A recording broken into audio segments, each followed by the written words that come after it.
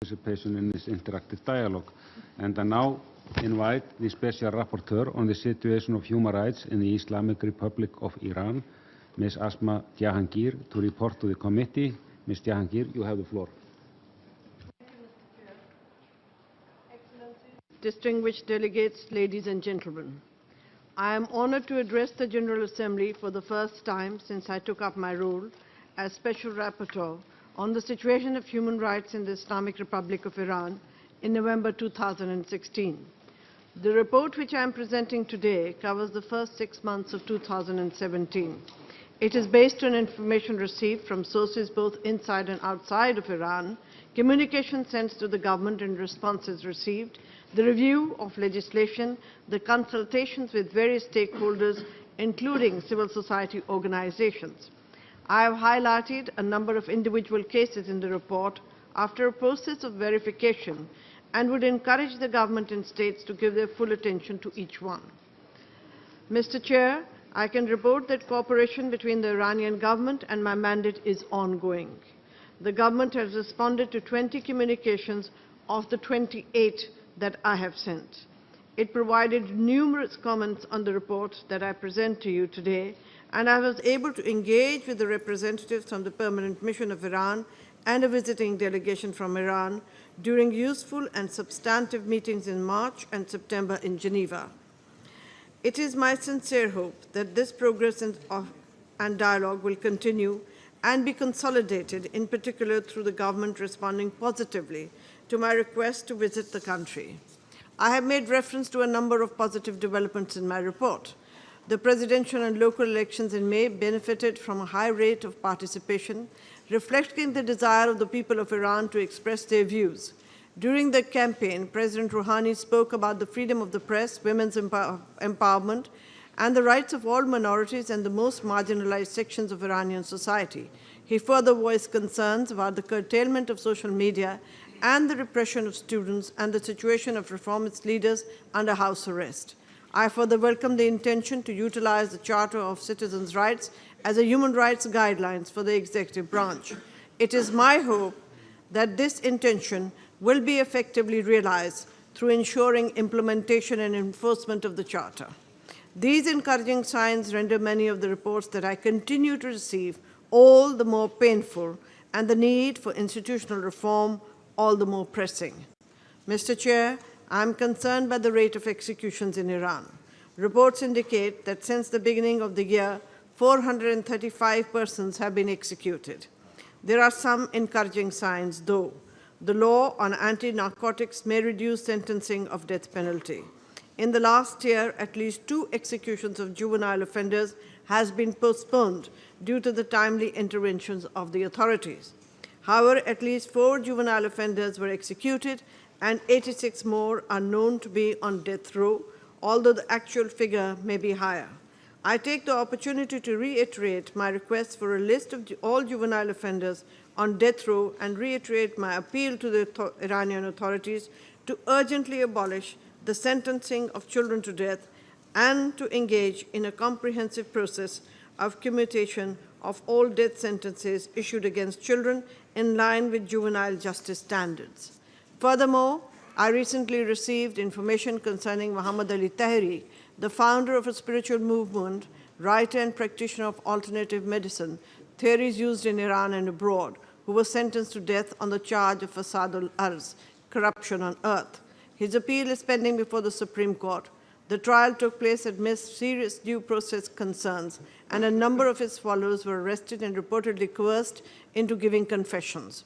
I call for the immediate withdrawal of the charges against Mr. Tahiri and for his unconditional release, and the withdrawal of charges against all individuals held for peaceful exercise of freedom of expression, religion, or belief. Mr. Chair, there are numerous reports of use of physical and mental torture, including to coerce confessions. I regretfully note that amputation, blinding, flogging, and the continued use of prolonged solitary confinement continue to be regularly practiced.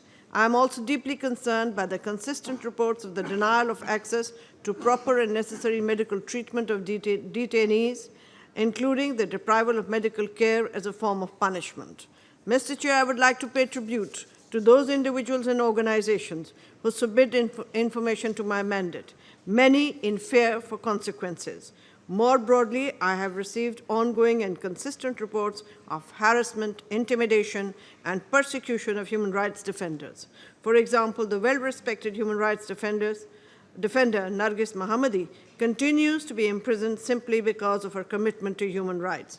I am also deeply concerned by the reports of attacks on women human rights defenders in the form of judicial harassment, detention, and severe smear campaigns. Interlocutors living outside their country have expressed extreme fear also of reprisals against their family members living in Iran. And I have received reports of action taken mainly by the judiciary against the family and lawyers of activists in order to exert pressure upon them. I will continue to document and report on such intimidation in line with my mandate and while seeking to ensure confidentiality where necessary. In my report, I also highlight the situation of trade unionists held in prison for peaceful activism, as well as the urgent and critical health situation of prisoners of conscience or having undergone life-threatening hunger strikes to contest the legality of their detention. Mr. Chair, equally disturbing and no less chilling are the reports that I receive of violations against the rights of freedom of expression, opinion, information, and the press. As of June 2017, at least 12 journalists as well as 14 bloggers and social media activists were either in detention or had been sentenced for their peaceful activities. Other media workers report being subjected to interrogation, surveillance, and other forms of harassment and intimidation.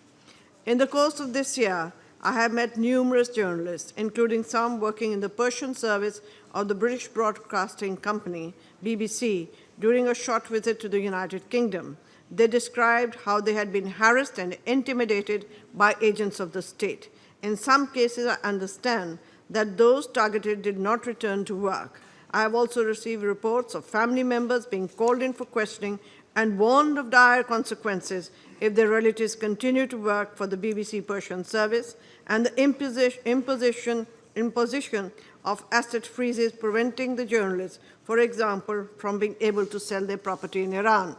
I received written submissions from many of the journalists that I interviewed, which detailed the intimidation that they had been subjected to.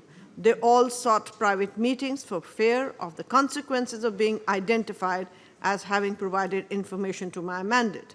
Mr. Chair, in my report, I noted that the Working Group on Arbitrary Detention had identified an emerging pattern concerning the arbitrary deprivation of liberty of dual nationals, which has continued this year. To illustrate, I highlight a number of individual cases in my report, and most recently called for the release of Nazneen Zaghari Radcliffe, in line with the August 2016 opinion of the Working Group. Mrs. Zaghari Radcliffe is a dual national who is serving a sentence of 5 years and is now facing new charges which could lead to an additional 16 years of imprisonment. I also am deeply disturbed by the recent conviction of Dr. Ahmad Raza Jalali to death following a trial marred by violations of due process. He was accused of espionage. Mr. Chair, in my report, I welcome the pledges made by President Rouhani. There's a point of order, please. I give the floor to Iran.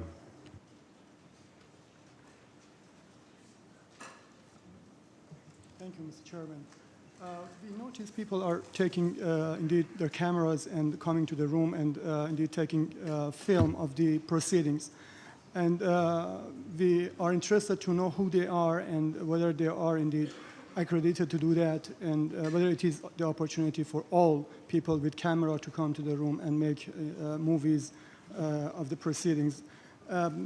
We just noticed a gentleman here with the camera and taking the photo, and we're just very interested to know how the proceedings are going there. Thank you. Thank you. I give the floor to the Secretary of the Committee. Thank you, Mr. Chair. In respect of the photographer who was to my left, I did not notice him. If the distinguished representative of the Islamic Republic of Iran refers to the camera people on the gallery.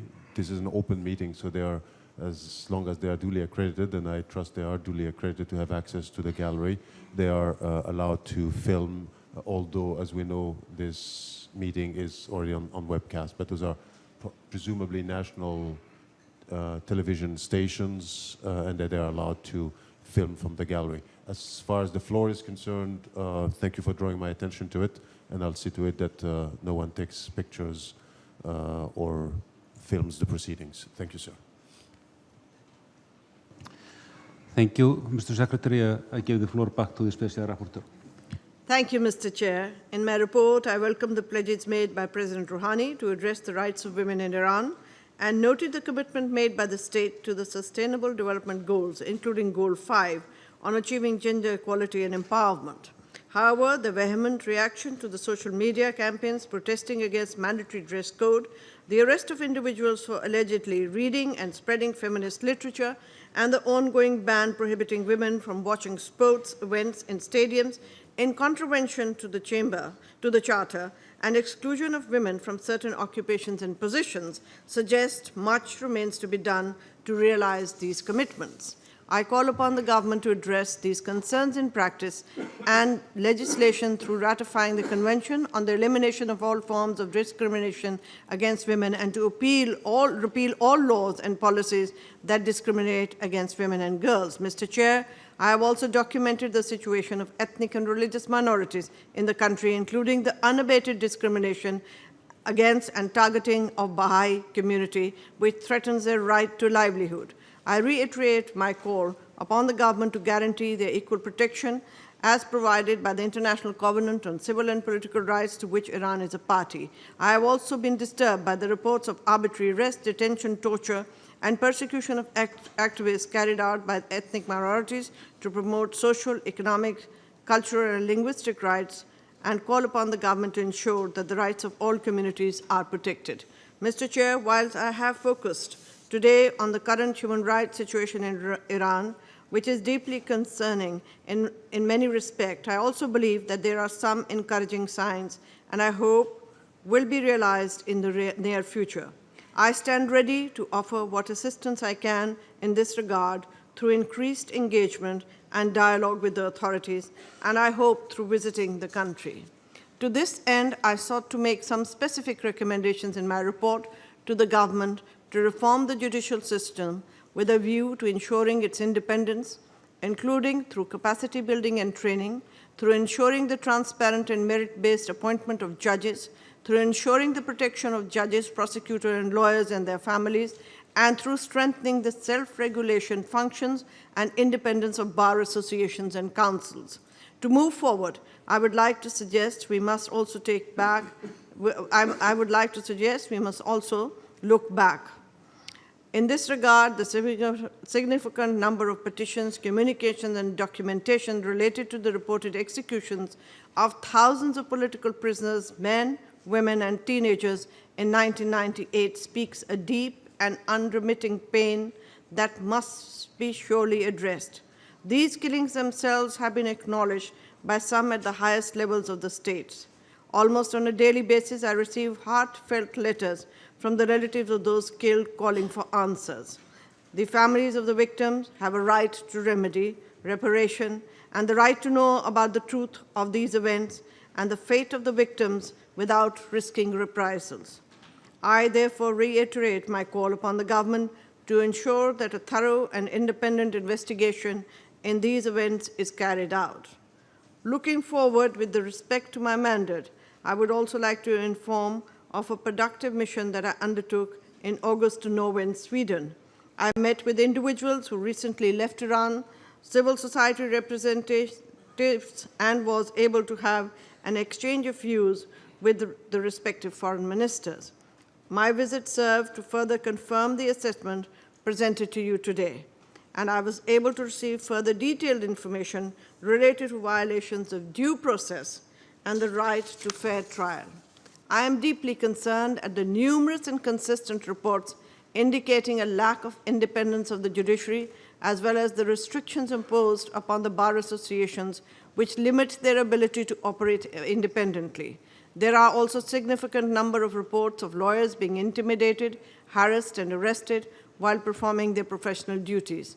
I further received information related to the repression of human rights defenders and activists, which has led to the curbing of collective organized initiatives to defend human rights within the country amidst surveillance and intimidation.